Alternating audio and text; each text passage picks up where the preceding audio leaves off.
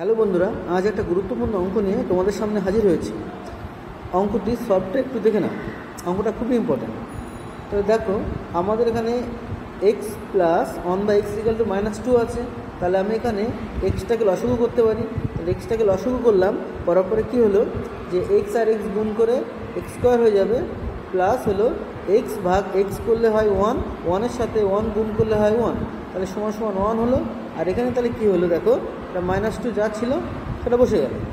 এইবার আমি কি করব, উপরে যেটা আছে এক্স স্কোয়ার প্লাস ওয়ান, এটা এভাবে রাখলাম, আর এখান থেকে এটাকে এক্সটাকে ডান দিকে গুণ করে দিলাম, তাহলে -2x হলো। এবার -2xটাকে আমি কী করব, এই দিকটা নিয়ে আসবো, নিয়ে আসলে কী হবে, +2x হয়ে গেল। এইবার +1 হলো এখানে, ঠিক আছে। এবার আমি কি করব, এটা একটা সূত্র হয় a square plus 2ab plus b স্কোয়ারের সূত্র। তাহলে কী হবে, এক্স প্লাস ওয়ান তার হোল স্কোয়ার সমান সমান কী হলো, 0 হলো। তাহলে এখান থেকে আমরা লিখতে পারি যে রুটটা উঠে গিয়ে এক্স প্লাস ওয়ান সমান সমান 0। তাহলে এক্সের মানটা আমরা কী পেতে পারি, -1 পেতে পারি, ঠিক আছে। এবার আমরা আনসারটা করে নিই। এবার দেখো, এখানে এক্সের মানটা আমরা -1 পেয়েছি। এবার তোমরা দেখো, এক্সের মাথায় 100 আছে, 100 আছে মানে কি জোড় সংখ্যা থাকলেই এক্সের যে মানটা আছে সেই মানটা মাইনাস থাকলে প্লাস হয়ে যাবে।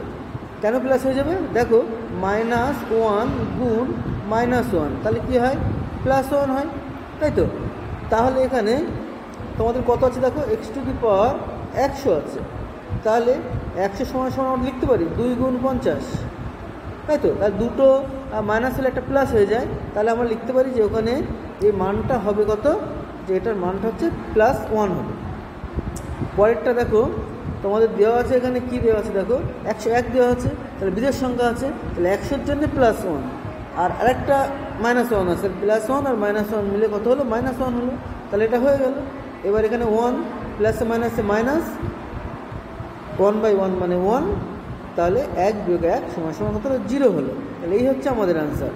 ধন্যবাদ সবাইকে।